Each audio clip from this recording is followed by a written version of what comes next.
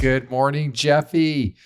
Good morning, Ed. Did you surf to work today down in San Diego? You just get some gnarly waves. Catch Surfing? the waves. Yeah. No, I'm more of a cyclist than I am a surfer, but That's I do right. neither because we have early morning pods now coming to you live from San Diego, California. That's right. Well, I did not surf to work from Chapel Hill because that's the sea. The ocean is about 3 miles away. The sea. I'm sailing the seas. Ahoy. How many miles away is it? It's about 2 hours. Oh. Yeah, it took me about a decade to go to the beaches here because I'm like, I moved from Encinitas, so it was like right out in my backyard. Why would I go drive 2 hours to go sit in this heat into the summer in air conditioning at the beach? But after about a decade, I warmed up to it, and the beaches are beautiful here. Really, very, very pretty. Mm-hmm. Not selling me, buddy. Not selling me. Yeah. Okay. Well, come see. Not a lot of people on them, so there's that. Oh. Okay. Yeah. All right. Well, let's get down to business. We're do talking it. about accountability partners today. That's right. The importance of and the how-to and all that good stuff. So give me a little bit here. You're like the queen of accountability. Yeah. Let's hear. How'd you get into this? I am the queen of accountability. And here's what's interesting. I hate it, but I love it. It's like poking a bruise. Yeah. It's like, don't pick this. Don't pick this. Oh, it's gone. No.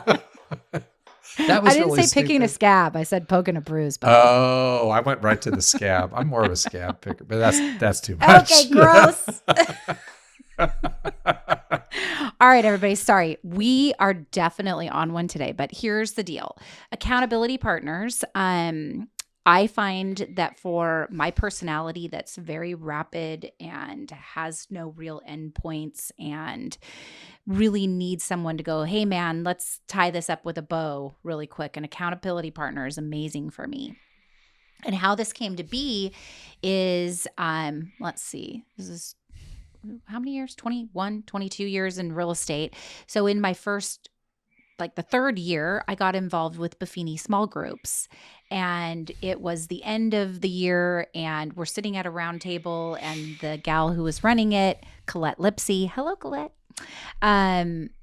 She said, all right, everybody choose an accountability partner. I had no idea what this was, but I looked across the table, and at the same time I pointed at this gal, she pointed at me. I love that. And we became accountability partners. And her name is Jean Kaiser. Hello, Jean, part of the Buffini group as well. And Jean and I, for many years, don't even know how many, probably 15 years, were accountability partners. And we are very similar in the way that we take care of our clients, but also very different in the way that we run our businesses and our personalities. So it was beautiful because it was this blend of her pulling me in, sometimes reining me in. It was me pulling her in. We started, with an infrequent call, and then that went to a very frequent call. Kind of reminded me this morning when we were starting the podcast, it's very easy to get off track. Like we're talking about, bruises and whatever. Stuff. Yeah, surfing. Yeah. And it's easy to do that. But when you're doing a daily check-in, the two of us had to go, hey, this isn't a social minute. This is 15 minutes of just rapid fire. This is what I did and didn't. So we're going to talk a little bit about that. Yeah. But that's the backstory on that. And I miss her, but we had come to a point in our careers, and actually I think it was COVID that really had that kind of naturally end. I love Jean. We still talk and we see each other for lunches, but we're not accountability partners anymore. I would say that you're my accountability partner. That's right. Yeah, because we're always, digging in and holding each other accountable. And so I think today we want to talk about 3 key points in accountability partners. Yes. Number 1, stop the drift. It really, really helps on that. And if you have a coach, they're there to help stop the drift, but an accountability gives that daily layer to help with that. Yes.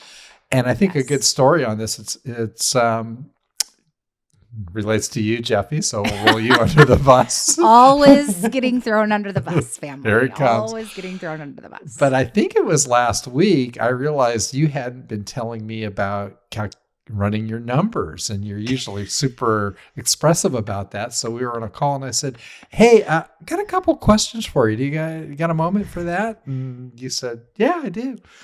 I said, I always know what's coming with that, by the way. Yeah, that's right. It's a jab to the gut. It's like a double punch. Here it comes.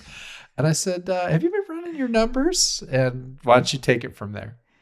I said, no. That's right. So here's the interesting thing about this, though. And when we say running the numbers, this is the market, our market stats, absorption, days of supply, that little snapshot that we need to take every week so that we can track longitudinally, you like that word, over time. I do like that word. It's a great one. Yeah. So here's the interesting thing, and this is, again, why I love accountability. Ed says this to me. My stomach hurts. I'm like, God, this is something that I'm so in a routine with. It's on my calendar. We've talked about it on the podcast. I talk to my clients about it. I'm getting ready to see a bunch of my clients, and I haven't pulled them. So not only did I pull my numbers, but I created a video for Raquel to be able to pull my numbers. Love that. So that, because I really got off track when I was on my trip. Yeah, it happens. Which is, everybody has to take a trip. Everybody has to take time off. But I had a problem, and I figured out a way to solve the problem. Yeah. Well, what I love about that is you just didn't solve the problem in the moment. Then you created a system for allowing to make sure they're pulled in the background when you're not available to do it. Yes. Because now, I don't ever want you to ask me that. Yeah. And that's awesome that you did that. Now, is Raquel going to pull them all the time for you, or just when you're gone? Just when I'm gone. That's good. Yeah. And the video is a little bit all over the place, so I'll probably have to totally assign into my brain of how my brain works.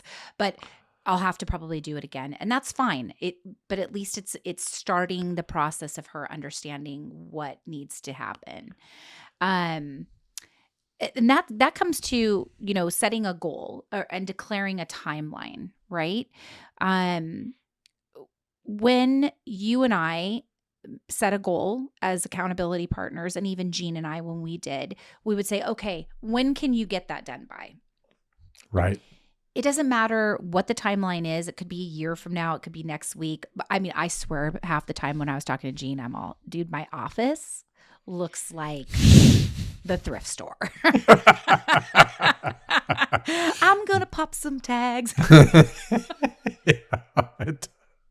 My office looks like the thrift store. That's pretty funny. And she would say, okay, Jefi, when are you going to have it done? And then I would have to send her a picture of it.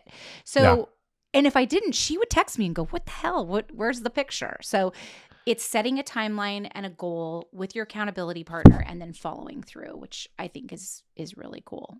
Yeah. And I know for calls, when you're doing like a call blitz, a great method is just to shoot a picture of the number on your CRM showing how many calls you made, and then send it to your accountability partner. I find those things super motivating. One, it feels great to send it. And then when I receive it, I'm like, oh man, I got to get going. So it's really, really helpful to do that. I think another one is, as you lay out your marketing plan for the year, with review that with your accountability partner, and try and synchronize the things that you're doing. So if you're doing pop buys, try and do them at the same time. If you're doing events, try and do them at the same time. That way you've got a common theme on your accountability calls, and you can encourage each other, to be able to do that. And it keeps momentum. Yep. Keeps momentum and allows you to grow together and get that feedback. That's right. Perfect. So point number 3 is, you can form a personal board of directors. It's like a mastermind group. And a lot of people within Buffini do this. It's just being very intentional with it. My mastermind group are my top clients, my people. And when I say top, I hate saying it that way because I don't want people to feel like there's a top and a bottom. Yeah. It's just people who are interested in my business, uber interested. They're the ones that call me and go, hey, how's it going, Jefi? What's up? Hey, I saw this house for sale. Hey, this is happening. It's that group of people. And I'll call them and say, hey, I'm about to pitch this new idea. or I'm thinking about this. What do you think about that as being a buyer and a seller? That gives a whole different perspective. So accountability partners don't have to be realtor to realtor. Yeah. And I think a great example of that, and again, it's not like top or bottom. It's like the people are kind of in this inner circle that are interested and have perspective and giving you business feedback. Yes. And that's not everybody, but there's usually a handful. And so, I'm going on this mountain bike trip this weekend, and the three, so actually of the three other guys that are going, two are clients. And one his ex-wife was a realtor, right? So he's got a really good perspective. The other are clients. They're all inner circle. So when we're around the campfire, I'll be kicking out ideas and things for next year and getting their perspective on it. Yeah. So that's an awesome piece to have. And it's a chance also to kind of go through like role playing for hiring, for firing, for negotiations, for listing challenges. And we came up with kind of an interesting idea on how to take this very intentionally at conferences. Do you want me to talk about that a little bit? Yeah, I would love this because pre this, this is not a new idea. It's just taking it to a deeper level. That's right. So I was, lay it out. Yeah. So nothing new really here, nothing revolutionary, but I was listening to a podcast in a different field, completely unrelated to real estate. And the host was talking about how when he goes to a conference or if he's getting together with people, he likes to do dinners with 6 or 8 people that are kind of inner circle like this. And then they come to dinner with a particular topic that they're going to dive into. So again, it could be like for us, if we're at a Buffini conference and, usually there's dinners going on, well, you're kind of predefining it and saying, hey, we're going to have this group get together for dinner and here's the topic we're going to take. What are the listing challenges you're facing? What are the negotiation challenges you're facing? Are you trying to grow? What is that? And you come in with that perspective, and that's going to be the dinner discussion. Okay, so let me make sure that I understand this. So we have, we'll go to a dinner, but we'll say, hey, we want to discuss X at dinner tonight. That's right. Bring your thought process on X. So it's not that everybody's bringing their one thing. It's that you're setting the tone for the dinner with diving really deep into one concept. Correct. So here would be a great example. So next conference, when you're making agent calls, you're trying to find out, who's going. You could say, look, we're coming into next year. Listing inventory is probably going to be low again. Let's discuss methods for getting new listings. And that's going to be our discussion focus at dinner. Besides all the social stuff and the joking around, but we're going to go and we're going to focus on this. We're not going to everybody bring their one thing of a different topic, but that's the topic we want to dive into at this dinner. Right. I love that. I'm excited to do that at our conferences next year. I think we should do it. So we'll be reaching out to some agents and getting that set up. That's and we would hope our agent listeners are thinking along that way as well and maybe doing the same. Ooh, I would love to see if you want to leave us a note, if you've chosen a new accountability partner. And this doesn't have to actually be just for realtors too. I mean, this can be for anybody. You're into art, great. Find somebody who's into art and get accountable, take some classes, do some things. So this does bleed over. It doesn't just stay within one space. That's it. All right, you guys, go out there, get your accountability partners, and let us know how it's going. Let her rip. We'll see y'all later. Bye, everyone.